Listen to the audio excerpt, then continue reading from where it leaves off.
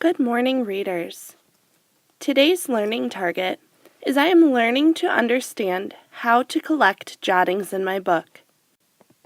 Let's go ahead and fill out our reading learning intention.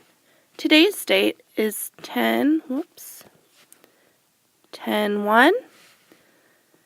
You would fill out the book you're reading, and then today as a reader I am working on collecting jottings.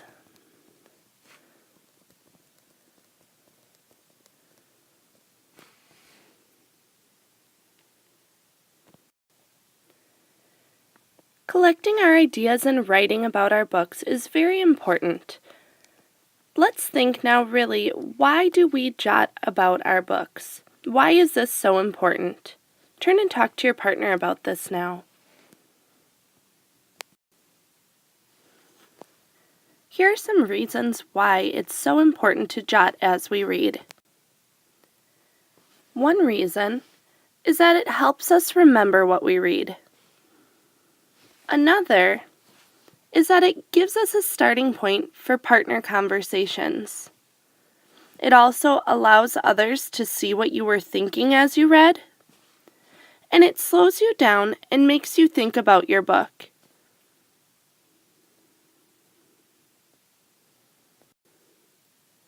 All of these things are so important in helping us grow into even stronger readers. Now let's think about what types of things can we jot about. Turn and talk to your partner about this. In this unit already, we learned that we can jot our predictions, our inferences,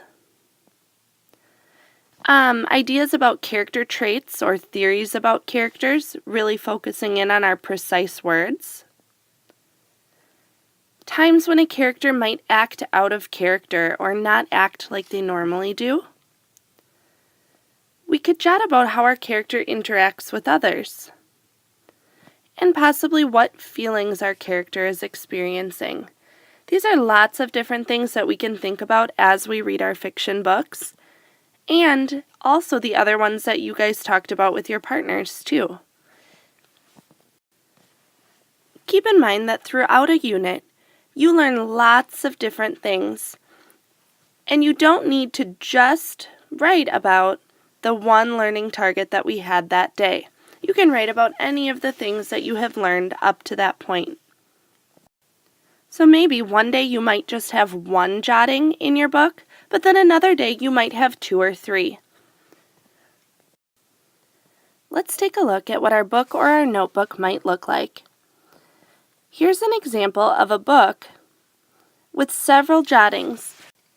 These notes stay in the book so that the reader can look back and see what page that they had their thinking on. That way it'll help them when they're talking with their partners. Here's another example of how jottings are organized, only this time it's in a notebook. So in the notebook it has the title of the book that's being read and the dates that the jottings were done. So here you can see that it's very organized and all of the jottings about the book are on the same page. And if there were more jottings, it would flip over to the next page and keep going, allowing for easy conversation about the thinking going on with that book.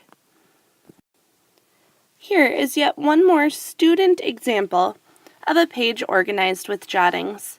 The student had the book title and then some sticky note jottings along with just a jotting on the paper, keeping them very organized about that book. So remember that as a 4th grader, our book should be filled with lots of our ideas in writing, and not be an empty book like this one over here. Next week, we will be doing some work with organizing our Stop and Jots. So over the next couple of days, make sure that you're working really hard to write down your really important thoughts as you read. Make it a great day.